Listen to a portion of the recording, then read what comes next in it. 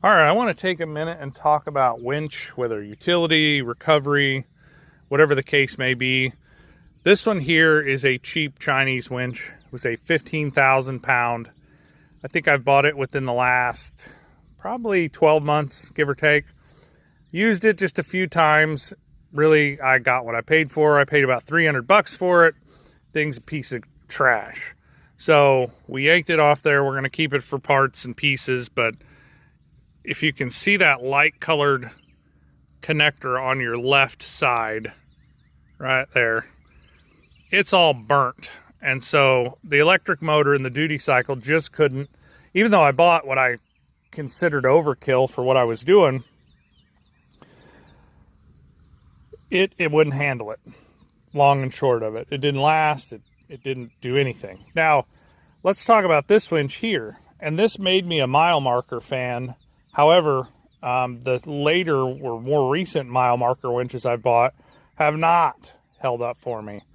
So this is supposedly a 3,750 pound winch. So this one was supposedly 15,000. This one's 3,750.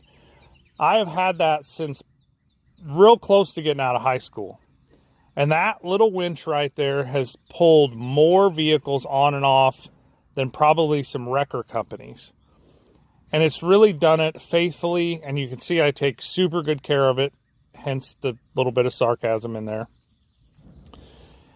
It has been a rock star winch. If I could continue buying that winch, that's the only winch I would buy.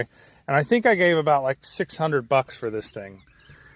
But it has been 10 times the winch that one has been, or any of the new mile markers that are 12 and 15 ton or 1,000 pound, whatever the case may be. I did build that little hook up there. I mounted it to where it bolts to a drawbar, and then it pins inside the toolbox there. So it's removable, it's versatile, it can go on different vehicles. But winches, if there's a good one out there, I would love for you guys to let me know. I'm right now trying a rough country on my other trailer. I have a super winch on my four-wheeler, which has been pretty good. Warren, I haven't really dove into the Warren market, but maybe that's where I'm missing the boat.